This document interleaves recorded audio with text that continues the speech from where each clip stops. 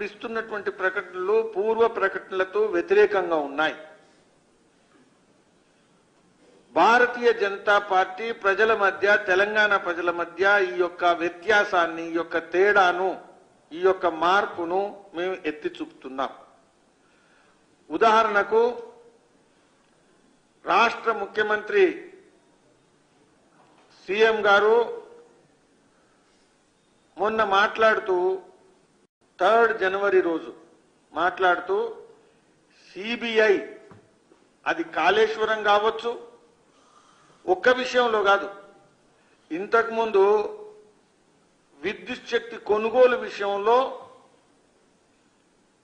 బీజేపీని కూడా ప్రశ్నించారు సీఎం రేవంత్ రెడ్డి గారు. సిబిఐ విచారణ వెనుకంజ ఎందుకు?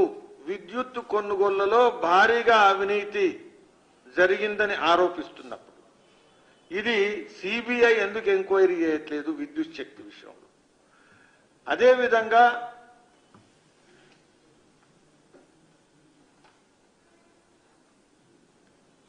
రాష్ట్రంలో ధాన్యం కొనుగోళ్ల విషయంలో, ఫుడ్ గ్రెయిన్స్ ప్రొక్యూర్మెంట్, రాష్ట్రంలో ధాన్యం కొనుగోళ్లలో అక్రమాలు జరిగాయని తెలిసి కూడా కేంద్రం ఎందుకు సిబిఐ దర్యాప్తు జరిపించడం లేదని టీపీసీసీ అధ్యక్షుడిగా ఉన్నప్పుడు ప్రస్తుత సీఎం ప్రశ్నించడం జరిగింది. 4 నవంబర్ రోజు కాళేశ్వరంలో అవినీతి జరిగింది. ఈ అవినీతి విషయంలో సిబిఐ విచారణకు ఆదేశించాలా అని రాష్ట్రపతికి మరియు గవర్నర్కు కాంగ్రెస్ ఫిర్యాదు చేయడం జరిగింది 4 నవంబర్ రోజు. ఇది అదేవిధంగా భూ ఆక్రమణల విషయంలో కూడా ల్యాండ్ ఎంక్రోచ్మెంట్స్ విషయంలో షామీర్పేట్ మండలం దేవరంజాల గ్రామంలోని సీతారామస్వామి దేవాలయానికి చెందిన భూముల ఆక్రమణలపై సిబిఐతో విచారణ జరిపించాలని ఆ రోజు మాట్లాడడం జరిగింది. 4 మే 21, 2021లో 4వ తేదీ మై రోజు ఆ రోజు ప్రస్తుత సీఎం ప్రశ్నించడం జరిగింది. అదేవిధంగా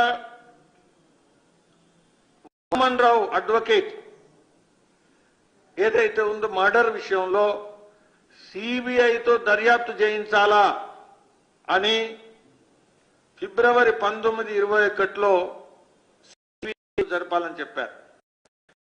చెప్తున్న విషయం ఏంటంటే ఇప్పుడు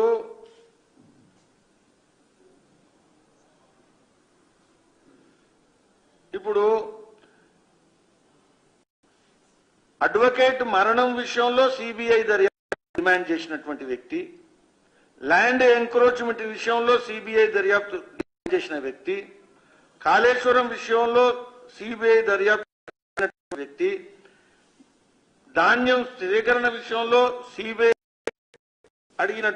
దర్యాప్తు అడిగినటువంటి వ్యక్తి గురించి గజ దొంగకి ఇవ్వడం అవుతుంది అనేటువంటి స్టేట్మెంట్ ఇప్పుడు ఇవ్వడం జరిగింది. అయితే గజ దొంగ సిబిఐ అని కనుక అనుకుంటే ఈ 4 కేసుల విషయంలో 5 కేసుల విషయంలో దర్యాప్తు అడిగినప్పుడు ఆ రోజు మతి లేదా? ఆ రోజు ఎక్కడ పోయింది? ఆ రోజు మతి ఉంటే ఈ రోజు మతి ఎక్కడ పోయింది? ఈ 2 విధానాల్లో వ్యత్యాసకు అసలు కారణం ఏంది? ఇది ప్రధానమైనటువంటి ప్రశ్న. ఇది కేవలం మీదగనటువంటి రాజకీయాలేనా, లేకపోతే రేపు బీఆర్ఎస్ ను బెదిరించి పొలిటికల్ మేనేజ్మెంట్ మ్యాచ్ ఫిక్సింగ్ కోసం, గ్రౌండ్ ప్రిపరేషన్ కోసం సిబిఐ రాకూడదనా? సిబిఐ వస్తే భవిష్యత్తులో